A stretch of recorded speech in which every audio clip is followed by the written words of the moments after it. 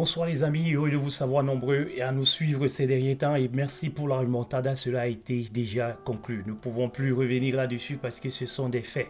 Et là, je vous dis merci beaucoup et cela prouve combien de fois nous sommes très compétitifs. Et je vous demande tout simplement de continuer à manifester votre intérêt à cette chaîne parce que cette chaîne va devenir de plus en plus costaud. En dehors des turbulences et des perturbations que nous avons et qui sont aussi qui font aussi partie de la vie parce que la vie c'est cet ensemble des choses qui créent ce différentiel et qui donne quelque chose de bien, de normal, de précieux dans la vie parce que si tout était classique et tout était clair pour tout le monde, je pense qu'il ne devait pas avoir nécessité de faire des challenges. Donc aujourd'hui, nous procédons au challenge tout simplement parce que nous voyons tout simplement que dans la vie, il y a des hauts et des bas. Et dans ces hauts et des bas, il faut qu'on apporte un certain nombre de justificatifs. Alors les amis, installez-vous très bien parce que nous n'allons pas être longs comme d'habitude. Nous allons essayer tout simplement de revenir sur les classiques des vidéos de la semaine. Comme je tenais également, comme je vous l'avais dit la dernière fois, nous avons à mettre en place certaines innovations, mais ces innovations resteront toujours à être faites une fois ou deux fois dans le mois. Ça ne sera pas de façon cumulée, de façon consécutive, je vais dire, ou alors cumulée, mais ça sera plutôt dans un cadre un petit peu régulier, c'est-à-dire que nous allons estimer qu'il y a un certain nombre de questions qui revient, et là, en ce moment-là, on va repasser encore au niveau des questions-réponses. Voilà un petit peu l'introduction de cette vidéo aujourd'hui, dont nous allons parler du visa bulletin. C'est le visa bulletin, normalement, qui est la chose la plus classique et également nous allons dans un second temps nous allons parler de l'intégration. Vous savez très bien que je vous avais dit que nous allons aller de façon crescendo pour arriver jusqu'à ce que vous voyez votre vie ici aux États-Unis étant là où vous êtes dans vos pays d'origine, dans vos continents d'origine, avant de vous retrouver ici pour que vous sachiez ce qui vous attend. Donc nous allons commencer aujourd'hui avec une petite partie, après, derrière le visa bulletin qui est annoncé, que nous allons revenir très rapidement sur quelques questions, quelques astuces également pour que vous sachiez, vous qui voyagez, parce que nous allons partir sur le voyage et après peut-être la semaine prochaine nous allons parler également de votre arrivée ici aux États-Unis. Nous allons parler des choses qu'il faut faire en priorité, des choses qu'il ne faut pas faire surtout quand vous êtes ici. Donc restez connectés dans cette chaîne parce que cette chaîne c'est vous, cette chaîne c'est ce qui va vous demander de pouvoir avancer. Déjà je fais un petit coucou à l'Afrique qui vient de perdre, parce que le Met vient exactement de finir là maintenant, qui vient de perdre un petit peu sa participation à la Coupe du Monde pour son ultime candidat qui était encore là, et comme c'est la France, c'est notre pays hôte qui vous a retiré cette fois-là, un petit peu comme cela se fait toujours dans le passé. Ce sont toujours les colonies, les colons qui retirent les colonies en matière de football. Il faudra qu'on brise un petit peu cela. Nous sommes dans l'actualité footballistique. Je ne pourrais donc pas finir toutes ces vidéos que je vous produis maintenant sans dire un petit mot là-dessus, mais pas plus, naturellement.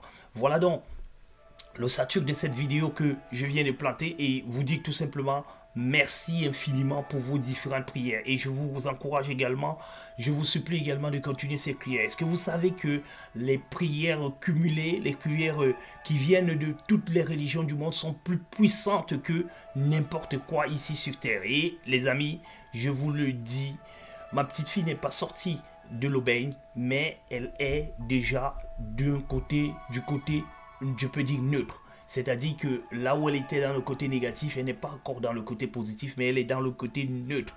Ça veut dire que ces prières, depuis que vous l'avez commencé, ont produit quelque chose de satisfaisant. Et nous pouvons continuer notre travail de prière. Nous pouvons également continuer notre travail de vous présenter les vidéos qui vont vous permettre naturellement de pouvoir exercer, avoir aussi cette chance, parce que j'ose croire quand même que si nous n'étions pas aux États-Unis, la catastrophe devait se produire. Peut-être qu'on ne devait même pas savoir d'où vient le problème. Mais ici, on a pu identifier le problème, on est en train de le maîtriser. Et peut-être que si les choses se passent comme c'est en train de se passer aujourd'hui, peut-être que nous allons nous retrouver certainement avec notre petite fille.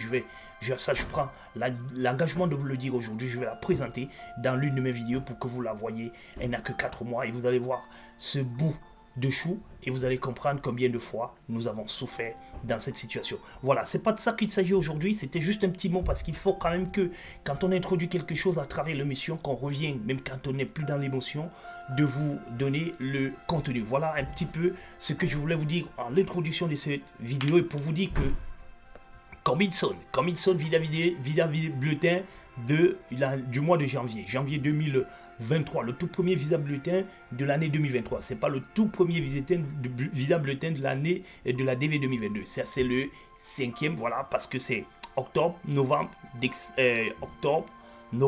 décembre, janvier. Voilà, ça c'est le 4e ou le 5e, je me plante très bien. C'est le 4e ou le 5e visa bulletin qui va être publié là, je crois que c'est le 4e, voilà, je me retrouve facilement là. C'est le 4e visa bulletin qui va être programmé là. Il restera donc 8 visa bulletins parce qu'il y en a en tout 12 visa bulletins, les amis. Et ce visa bulletin est important.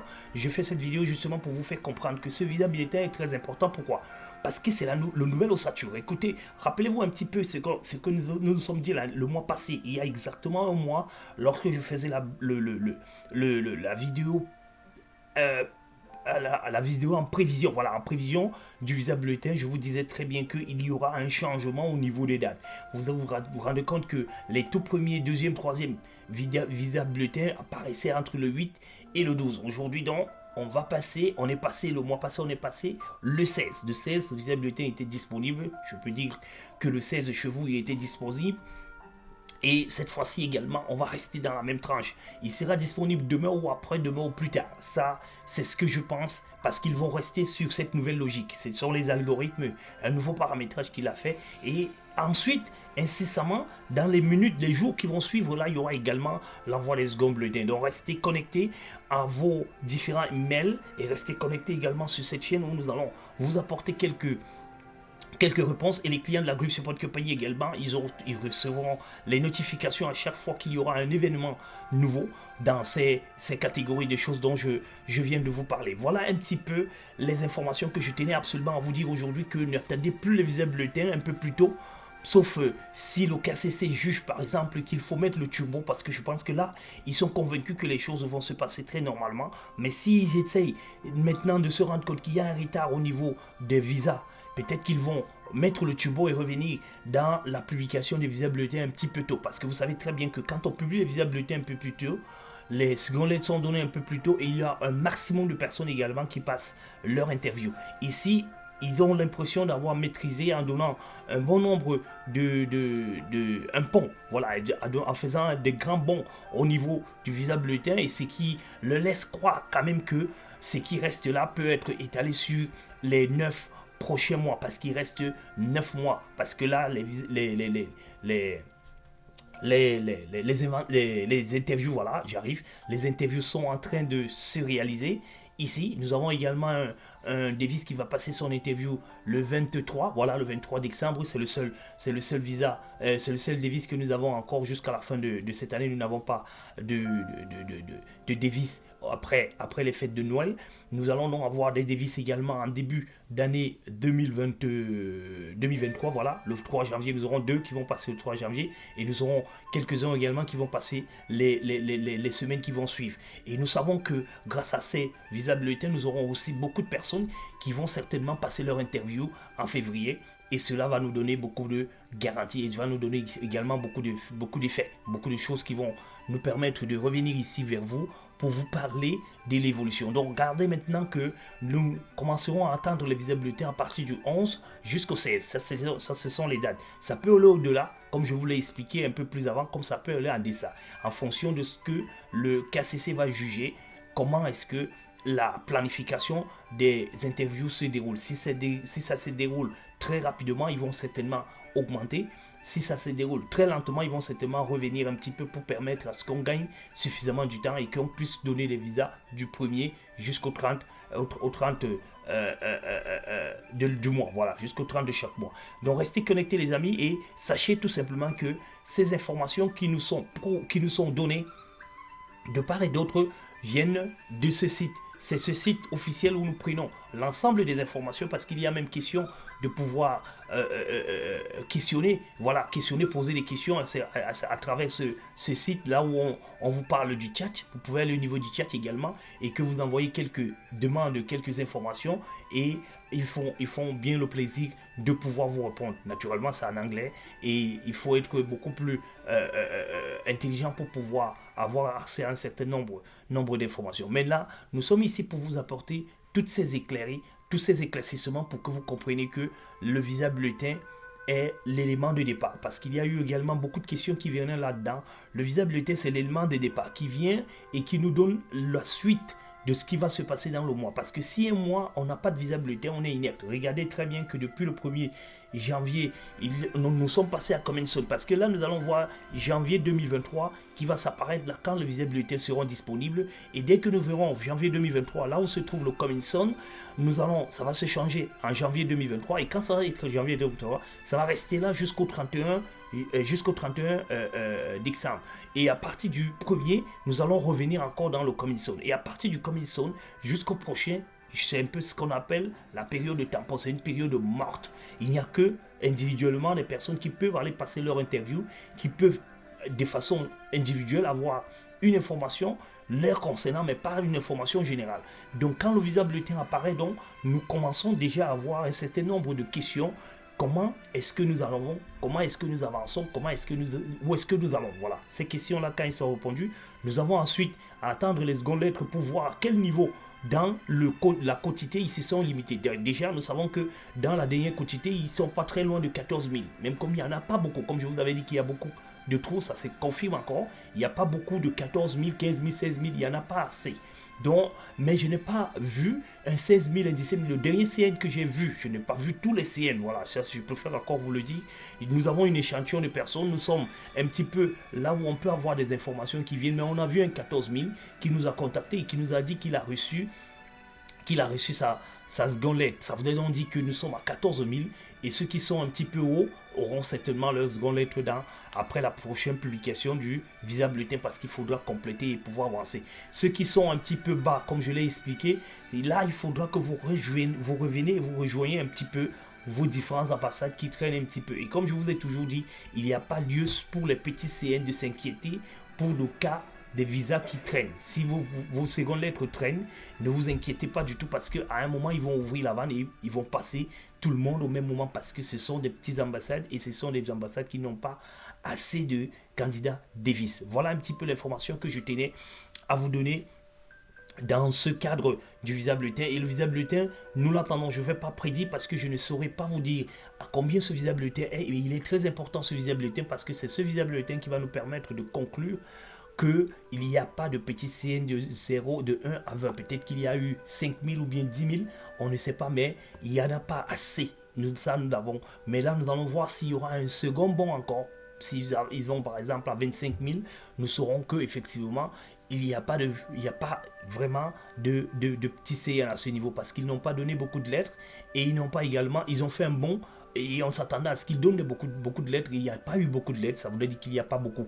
Et la chose la plus intéressante, c'est que le prochain visa bulletin, nous aurons déjà les données CEAC. Et quand les données CEAC seront présentes, nous allons faire des analyses beaucoup plus approfondies qui ne seront plus basées sur l'imagination ou alors sur la pensée individuelle ou alors sur l'intelligence individuelle, mais qui seront basées également sur tout ce que je viens de dire là, plus les données que nous allons interpréter. Donc les amis, c'est pour ça que je vous dis que la DV a réellement commencé maintenant parce que maintenant nous pouvons anticiper sur un certain nombre de choses. Maintenant nous pouvons bondir également sur un certain nombre de choses. Maintenant nous saurons bientôt comment est-ce que nous devons avancer. Voilà un petit peu les informations que je tenais à vous donner sur le visa bulletin, à vous dire également que vous serez certainement curé si jamais vous avez les visas bleus, vous avez les secondes lettres qui sont à un certain niveau, à un certain seuil. Et comme je sais que beaucoup de personnes nous suivent, mais ne se prononcent pas beaucoup, nous savons que vous êtes là et que vous ne voulez peut-être pas le faire, mais nous allons mettre notre numéro de téléphone en vigueur qui est privé normalement, qui est le numéro de téléphone de la GSC, Vous pouvez donc contacter la GSC pour vous donner des informations si jamais vous en avez à votre possession. Donc ça, sachez que nous pourrons, parce que ces informations vont nous aider à pouvoir faire des analyses et à pouvoir peut-être beaucoup plus étayer le monde ou alors nos auditeurs afin qu'ils puissent comprendre où est-ce que nous allons. Voilà un petit peu les informations. Donc je tenais à vous donner ici, à vous dire également que restons connectés pour la suite. Nous allons passer au second sujet comme je l'ai annoncé au départ, l'intégration. Alors l'intégration, les questions se reviennent toujours et je l'ai toujours dit. Comme je l'ai dit au niveau des DS. Les DS sont individuels, vous ne pouvez pas copier de l'autre côté pour celui-ci. Sachez tout simplement que si vous avez votre visa, parce que là, l'intégration, c'est celui qui a déjà reçu son visa. Quand vous avez votre visa, cela dépend de vos conditions. Mais pour le moment, ne soyez plus pressé de venir aux États-Unis. C'est-à-dire que ne vous mettez plus une pression énorme pour venir aux États-Unis. Beaucoup plus pour ceux qui viennent en famille, femmes et enfants. Prenez votre temps avant de pouvoir venir parce qu'il y a plein de choses qu'il faut que vous mettez en place avant de venir. Quand vous êtes célibataire, cela est encore beaucoup plus relatif à vous. Vous pouvez facilement trouver une chambre en colocation quelque part. Vous pouvez facilement... vous n'avez pas des enfants à intégrer à l'école, vous n'avez pas des enfants à courir derrière les assurances. Donc vous pouvez facilement vous dire, j'ai eu mon visa, une semaine après, un mois après, je voyage. Mais sachez que quand vous avez votre visa, à partir du jour où vous avez votre visa, vous avez 6 mois pour pouvoir voyager. Donc vous avez tout le temps pour préparer votre voyage. Ne vous pressez pas pour pouvoir arriver ici et alors que vous n'êtes pas prêt. Préparez-vous psychologiquement, financièrement également pour pouvoir arriver aux États-Unis parce que vous venez pas pour un court séjour.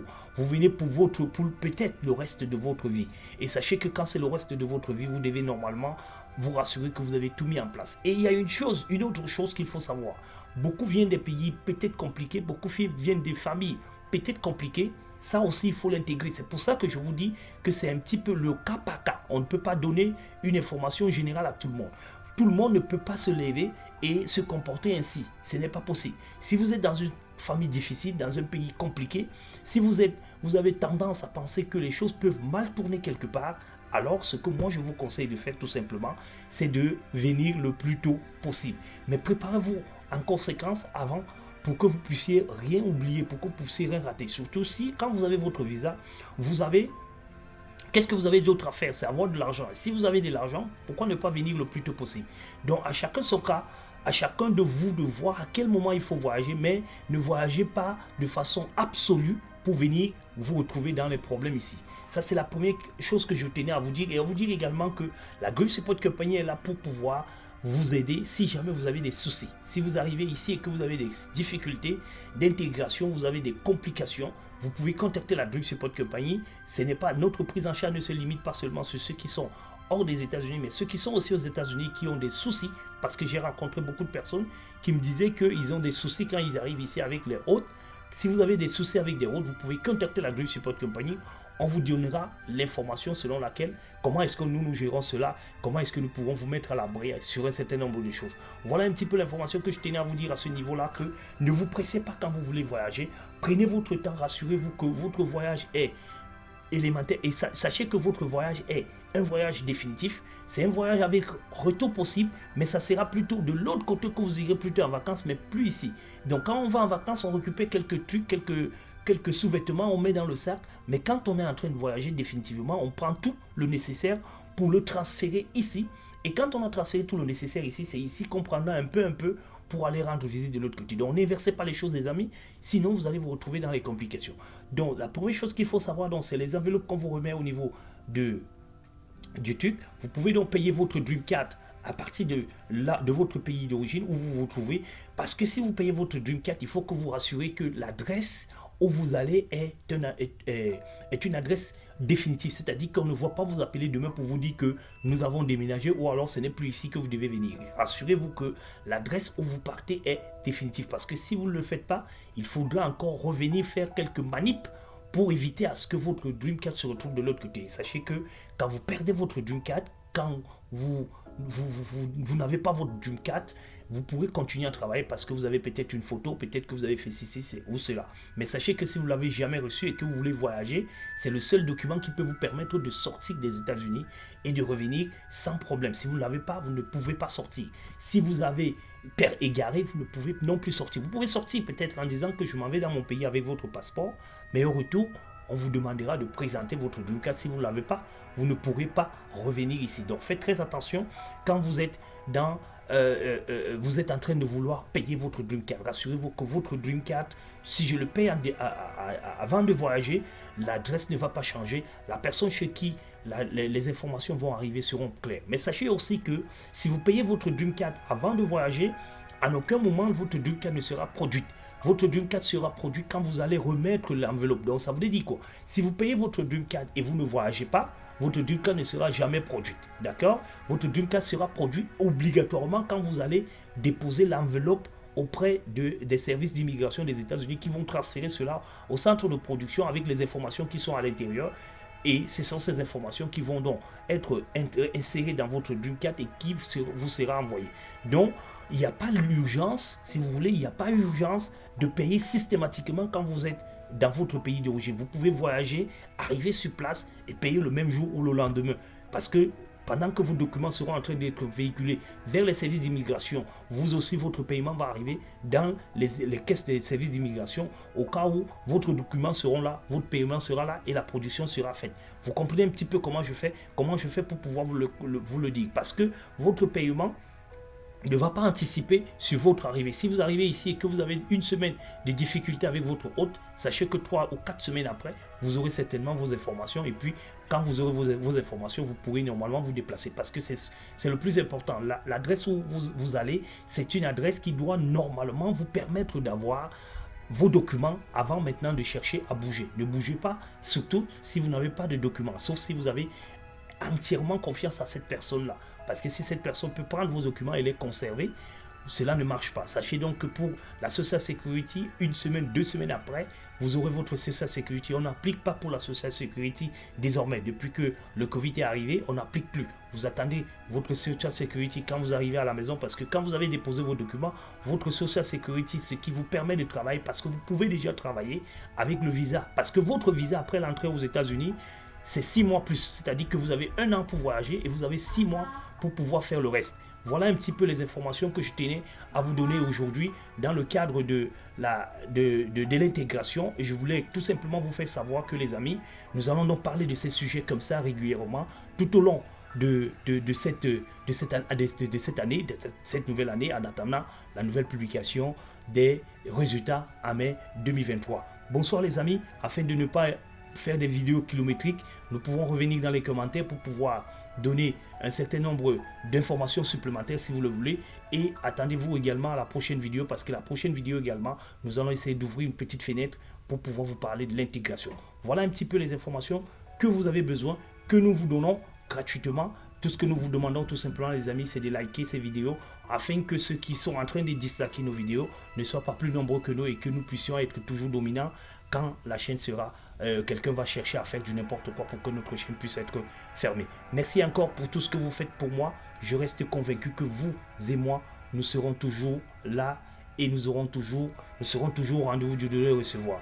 Moi, je vous donne des informations. Vous, de l'autre côté, soit vous inscrivez à la Grip Support Company, soit vous validez carrément ce qui se passe dans notre chaîne afin que notre chaîne puisse rester vivante. Merci beaucoup et à ciao, bonsoir.